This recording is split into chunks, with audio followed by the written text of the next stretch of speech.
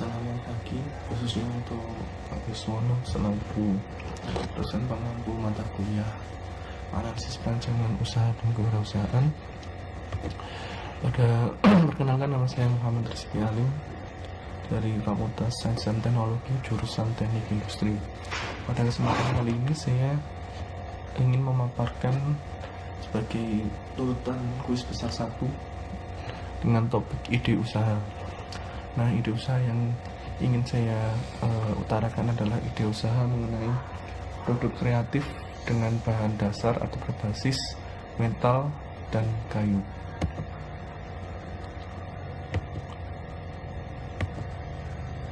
Untuk latar belakangnya sendiri, mengapa saya memilih ide usaha ini? Karena pada dasarnya kedua bahan mentah ini, metal dan kayu, merupakan salah satu produk mentah yang masih memiliki potensi yang sangat besar untuk diolah menjadi suatu produk perwarupa selanjutnya, dimana jika produk ini diproses dengan baik, maka terdapat nilai tambah atau value added terhadap kedua produk bahan mentah ini yang sangat tinggi. Karena juga proses pengerjaan kedua bahan mentah ini memiliki banyak proses, bisa diproses apa saja. Nah, tujuan dari salah satunya pengerjaan produk mentah ini akan menjadi produk kreatif yang ingin saya buat, yang berbasis do it yourself atau DIY, yang dimana nantinya konsumen juga memiliki opsi untuk bisa merubah produk ini sesuai dengan keinginannya. Dimana produk kreatif ini memiliki banyak keragaman produk, jadi tidak terpusat pada salah satu produk saja. Dimana karena sebelumnya sudah saya jelaskan, produk bahan mentah ini bisa diolah menjadi apa saja. Salah satu contoh yang saya ambil adalah dimana di masa sekarang atau di masa pandemi ini, orang itu banyak menghabiskan waktunya atau menghabiskan aktivitasnya di rumah, dan juga pada saat ini itu orang memiliki hobi-hobi yang baru yang sebelumnya bahkan mereka tidak memikirkan hobi tersebut. Salah satunya hobi berkebun, dimana hobi berkebun itu mulai sangat marak. Nah, dari analisis tersebut saya bisa mengambil peluang dari hobi berkebun itu. Kita bisa membuat salah satu rak untuk pot bunga, di mana rak untuk pot bunga sendiri pun tidak hanya terpusat atau terfokus pada satu produk aja. Kita bisa membuat rak bunga dengan model tingkat, kita bisa membuat rak untuk pot bunganya itu dalam model diagonal maupun dengan apa saja. Intinya, kata kunci dalam proses pekerjaan ini adalah sekreatifnya sebagai pembuat produk tersebut. Dalam hal ini adalah saya sebagai yang mengutarakan ide usaha ini. Nah, untuk mengajukan ide usaha ini tentunya terdapat beberapa sumber umum yang menjadi acuannya. Yang nomor 1 adalah perubahan dari tren lingkungan, dengan subtopiknya adalah tren ekonomi. Kita bisa lihat bahwa menurut pendapat dari organisasi IMF atau Organisasi Keuangan Dunia, memprediksi Indonesia itu memiliki tingkat pertumbuhan ekonomi yang cukup stabil, di mana di 4,8% pada tahun 2021, walaupun mungkin tidak sebaik sebelumnya. Dan juga salah satu sumber yang saya baca dari pendapat Mandiri Institute melihat adanya indikasi belanja masyarakat di awal 2021 itu mengalami kenaikan atau mengalami tren yang membaik dibanding dengan era pandemi awal, di mana pada pandemi awal 2020 itu ekonomi itu seperti dihajar. Nah, dan ekonomi yang membaik 2021 itu menjadi salah satu peluang yang sangat bagus untuk meluncurkan ide usaha ini. Dan juga salah satu dari data BPS yang bisa kita ambil, terutama di daerah Jawa, menunjukkan bahwa pertumbuhan ekonomi di Indonesia itu mengalami tren positif, walaupun nilainya masih minus di triwulan yang terakhir atau triwulan 4 2020. Sedangkan tren sosial yang terjadi pada akhir-akhir ini, kita bisa lihat bahwa selama pandemi COVID-19, orang itu cenderung menghabiskan waktunya di rumah dan melakukan aktivitasnya di rumah. Selain itu juga munculnya banyak hobi yang baru terjadi selama pandemi. Karena orang itu melakukan aktivitas banyak di rumah, otomatis orang itu mulai mengalami kebosanan, dan otomatis orang akan mencari aktivitas yang baru sebagai hobinya untuk menghabiskan waktunya selama di rumah. Dan juga salah satunya adanya transformasi digital di sektor bisnis yang ikut serta mendorong bangkitnya ekonomi, salah satunya dengan transportasi digital dalam bentuk barcode. Sedangkan dalam sisi kemajuan teknologinya kita bisa lihat bahwa pelaku usaha itu memiliki kesempatan yang sangat besar untuk memasarkan produknya sekarang itu bisa melalui marketplace yang sudah ada banyak yang established atau sudah ada banyak yang mulai dikenal di masyarakat Indonesia, seperti contohnya Tokopedia, Bukalapak. Selain marketplace pun terdapat opsi media sosial yang cukup krusial, salah satunya adalah Instagram, atau mungkin sekarang yang lagi viral biasanya orang-orang itu memainkan media sosial seperti TikTok. Dan juga marketplace yang ada maupun media sosial yang ada itu membantu calon konsumen kita itu untuk bisa mengenali produk itu lebih jauh, dan juga jika kita menggunakan marketplace itu calon konsumen itu bisa lebih melihat produk secara detail, dan juga ada fasilitas penunjang yang sangat membantu terutama dalam hal pembayaran dan juga sisi keamanannya. Selain itu juga dengan kemajuan teknologi tentunya produksi bahan mentah yang berupa metal, besi dan juga bahan kayu itu semakin mudah didapat, semakin cepat untuk diproduksi dengan bantuan perkembangan mesin yang semakin maju saat ini. Untuk kondisi politik dan staf peraturan yang ada, kita bisa lihat dari tren mengenai impor bahwa pemerintah sekarang mulai melakukan pengawasan terhadap impor, di mana impor industri metal dari luar itu mulai dibatasi, dan juga impor produk jadi dari luar negeri pun juga semakin dibatasi, sehingga hal tersebut memberikan dampak atau peluang yang positif untuk pelaku usaha lokal untuk menjual produknya. Dan juga aturan batas biaya impor yang diajukan pemerintah sebelumnya, biaya impor itu di atas $45 menjadi $3. Jadi setiap produk yang bernilai $3 di atas akan dikenai impor. Hal itu akan membuat calon konsumen yang biasanya itu bergantung pada impor, maka kemungkinan akan beralih pada produk lokal. Dimana juga masalah yang belum terpecahkan dalam kasusnya adalah dimana biaya barang substitusi untuk penunjang hobi itu masih mahal. Maka saya memunculkan ide ini sebagai salah satu opsi untuk mengakomodasi kekurangan tersebut. Dan juga masyarakat itu menginginkan produk yang memiliki desain bagus serta tidak pasaran, dimana masih banyak produk yang dijual di pasar dan artian dalam sekarang itu produknya itu bersifat fix, karena tentunya konsumen itu tidak bisa memiliki produk sesuai dengan keinginan sendiri. Oleh karena itu, dengan ide usaha ini konsumen itu bisa berkreasi sendiri, maupun pemilik ide usaha itu dapat memberikan prototipe yang sangat bagus secara desainnya. Untuk gap yang terjadi di pasar adalah harga jual produk yang masih tinggi. Kebanyakan pasar masih menyediakan produk berbasis metal, kayu dalam bentuk jadi, sehingga konsumen terpaku akan pilihan yang ada. Produk yang sudah jadi tidak bisa dirubah sesuka hati, dimana kalau kita sudah beli produknya kita tidak bisa mengubahnya terpaku pada hal tersebut. Nah, dari ide usaha yang ingin saya cetuskan itu, saya ingin membuat suatu produk di mana produk itu nantinya jika konsumen itu bosan, kita bisa mengubahnya dalam bentuk yang lain. Seperti contoh, kalau konsumen itu membeli rakpot bunga, nah rakpot bunga ini bisa diubah menjadi rakpot untuk menaruh barang apapun, seperti itu. Lalu dalam tahap untuk ide usaha ini, kita harus menilai ide usaha yang kita ingin capai. Kita harus menganalisisnya dalam hal yang pertama adalah kelebihan dari ide usaha ini, bagaimana peluang dari ide usaha ini, seperti yang sudah saya jabarkan di awal mengenai latar belakangnya, bahwa potensi usaha ini walaupun era pandemi masih berjalan memiliki potensi yang sangat masih besar, karena orang menghabiskan aktivitasnya, menghabiskan waktunya itu banyak di rumah, dan juga melakukan hobi-hobi yang mereka lampiaskan untuk menghabiskan waktu itu juga di rumah. Seperti contohnya, mungkin ada beberapa orang yang juga melakukan proses pengerjaan produk kayu di rumah, tetapi mereka kesulitan untuk mendapatkan produk penunjang. Dan hal ini saya mengambil contoh adalah klem atau catokan untuk kayu. Nah, kita bisa membuat klaim catukan dari kayu dari produk metal maupun kayu sebagai penunjang hobi dari masyarakat yang sudah ada, dan tidak terpaku hanya sebagai satu produk. Untuk nilai tambah pada konsumen sendiri, produk berbasis metal dan kayu ini dapat mempermudah pekerjaan maupun membantu aktivitas serta hobi yang dimiliki oleh seseorang. Seperti yang sudah saya sampaikan di contoh awal, itu salah satunya pot bunga bisa dibuat berbagai macam kreasi.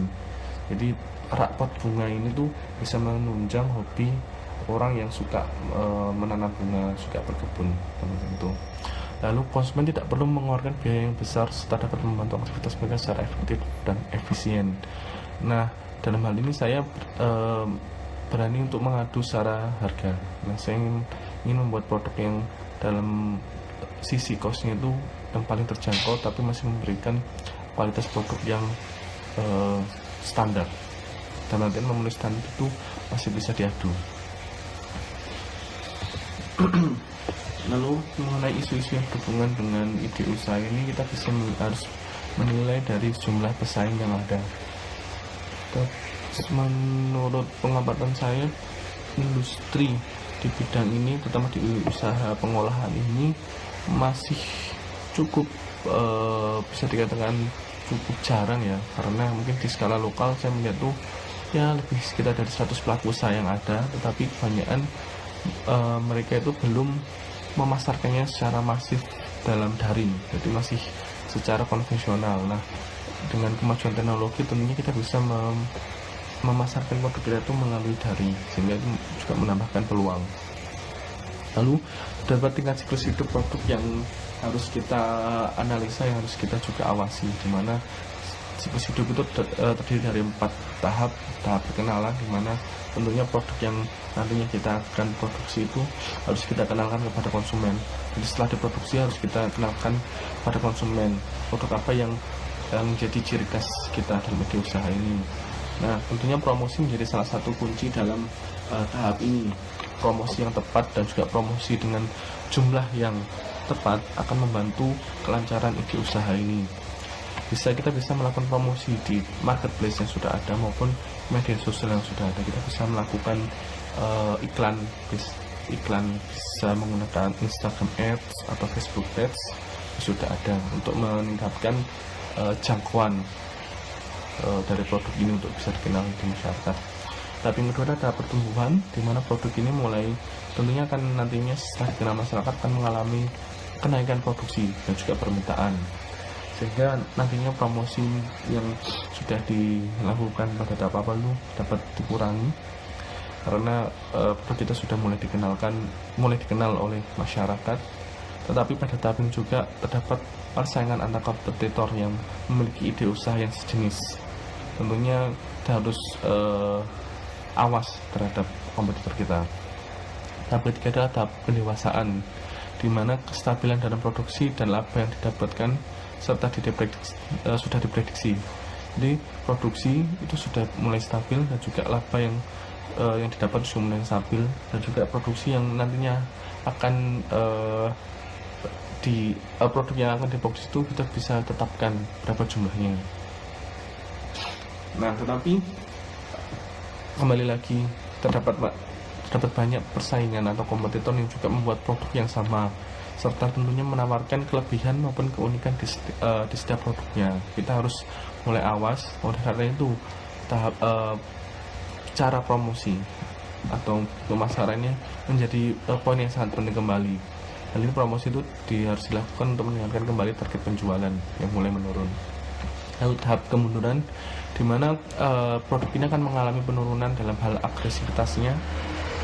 Bisa dikatakan produk ini mungkin akan mengalami fase kuno, atau konsumen itu mulai mengalami kebosanan akan produk ini. Tentunya sebagai pelaku ide usaha kita harus mengupgrade atau mengembangkan produk ini untuk mengikuti tren calon konsumen. Bisa jadi kedepannya itu hobi berkebun itu tidak menjadi tren yang viral lagi, dapat hobi-hobi yang baru. Tentunya kita harus bisa membaca tren tersebut untuk menyesuaikan. Lalu faktor yang penting ada tingkat pertumbuhannya.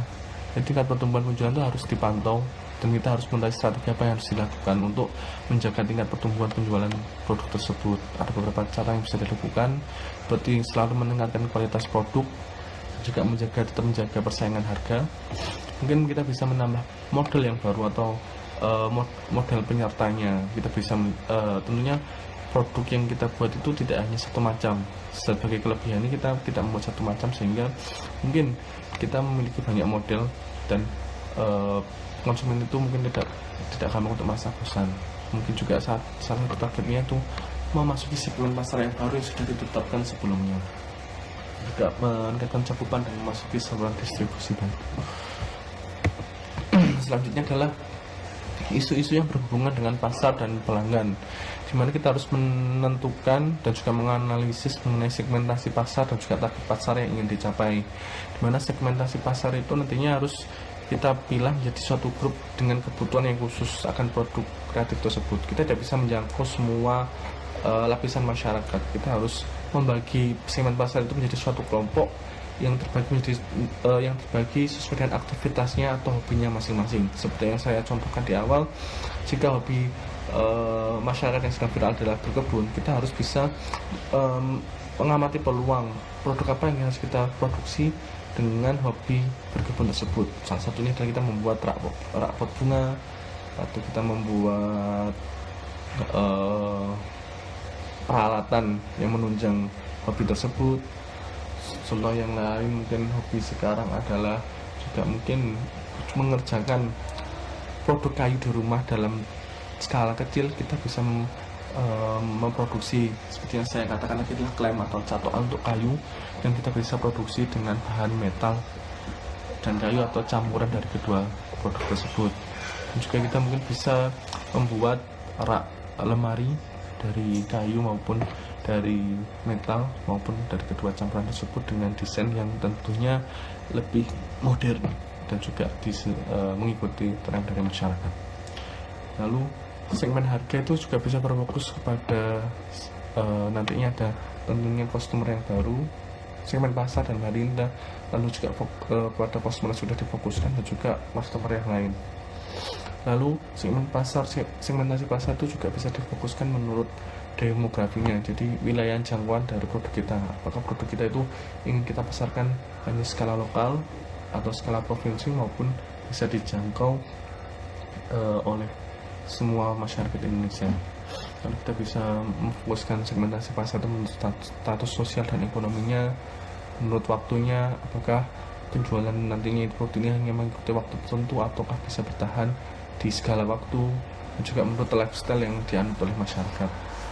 Lalu segmentasi pasar dilakukan dengan metode survei kepada konsumen secara langsung dengan target pasar yaitu remaja dan juga orang dewasa serta lokasi usahanya. Kemudian dilakukan analisis dan penetapan lokasi serta target konsumen. Target pasar untuk ide usaha ini ditetapkan dengan kategori remaja dan dewasa maupun laki-laki dan atau perempuan yang memiliki hobi atau aktivitas khusus, dengan rentang usianya adalah 18 sampai 55 tahun karena usia ini termasuk usia yang produktif. Lalu untuk segi kemudahan pelanggan menyadari adanya produk atau jasa yang ditawarkan, di mana calon konsumen nantinya akan mudah mengetahui produk ini melalui marketplace dan juga media sosial yang sekarang sudah banyak digunakan. Nantinya produk ini akan dipasarkan oleh marketplace dan juga melalui Instagram dan juga Facebook dengan bantuan promosi dengan adanya Instagram Ads dan juga Facebook Ads. Lalu calon konsumen juga dapat mengetahui secara mudah fungsi produk ini, dan nantinya kita akan membuat visual produk dari produk yang kita buat. Nah, rencana kita akan membuat visual tersebut ke dalam suatu bentuk video yang nantinya bisa diupload di YouTube maupun di Instagram ataupun Facebook, maupun juga secara ringkas kita bisa membuat visual produk dalam bentuk gambar teknik. Jadi calon konsumen itu sudah mengetahui secara detail produk apa yang mereka butuhkan maupun yang mereka beli. Lalu isu yang terakhir adalah isu berhubungan dengan masalah finansial dan keuangan, di mana analisa modal awal serta kemudian keuntungan yang akan dicapai harus dianalisa. Untuk ide usaha ini terdapat 3 komponen biaya yang harus dikeluarkan sebagai modal awal. Nah, untuk rencana yang pertama adalah biaya peralatan seperti yang sudah tertampil dalam slide berikut ini, dimana salah satu komponen yang penting untuk melakukan proses pengerjaan bahan mentah ini kita memberikan mesin las, helm las, komponen lasnya, lalu mesin gerinda, mesin bor, mesin gergasi sirkular untuk kayu.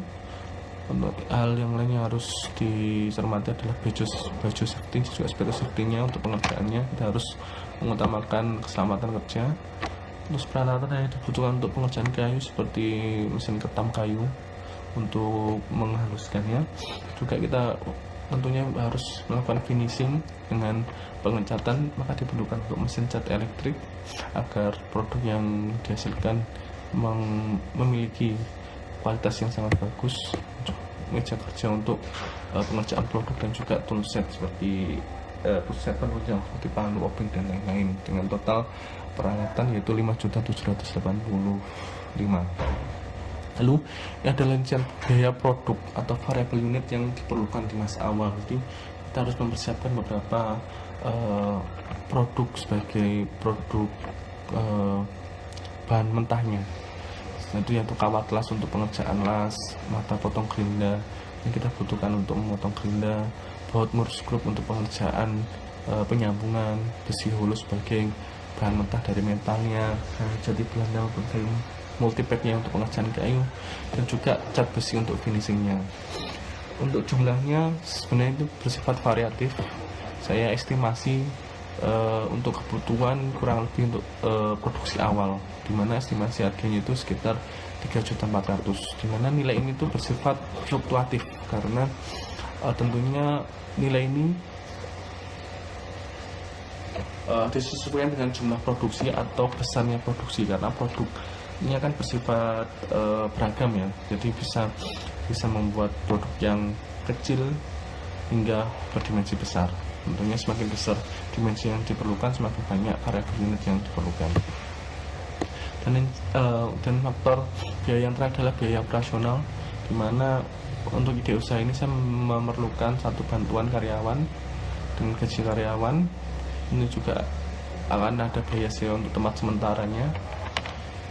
Selain itu biaya penunjangnya ada biaya konsumsi listrik dan juga konsumsi air, dimana konsumsi listrik ini saya asumsikan mengikuti konsumsi listrik usaha dan juga industri, dengan total biaya operasional 3 juta, dan tadi biaya produknya 3.400.000 ya, bersifat fluktuatif ya untuk biaya produk.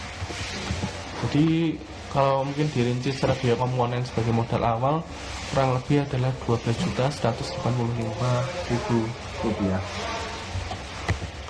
Nah, total modal yang dikeluarkan awal adalah 12.185.000, tetapi sebenarnya modal tetap yang dikeluarkan itu hanya sebesar 8.785.000, karena sisanya 3.400.000 adalah biaya variabel unit, jadi tergantung dari jumlah produk yang ingin kita produksi. Nah, untuk target keuntungannya kita menargetkan keuntungan 40 hingga 50% dari total penjualan. Maka jika kita ingin menjual satu produk, sebagai contoh kita menjual rak pot bunga dengan harga 200.000, maka keuntungan yang diperkirakan untuk dicapai adalah bernilai sekitar 80.000 hingga 100.000. Jadi jika saya asumsikan atau saya estimasikan jika target penjualan dalam satu bulan adalah sebesar 20 produk dalam skala kecil menengah dengan harga produk berkisar 100.000 hingga 1 juta tergantung dimensi dan juga kerumitannya, maka diperkirakan omset yang diperoleh adalah 10 juta. Kita mengambil nilai tengah dari omset tertinggi. Jadi kemungkinan omset tertinggi yang bisa kita capai adalah 20 juta, yaitu perkalian dari 1 juta dikali dengan 20 produk, maka kita mengambil omset tengahnya sekitar 10 juta untuk satu bulannya.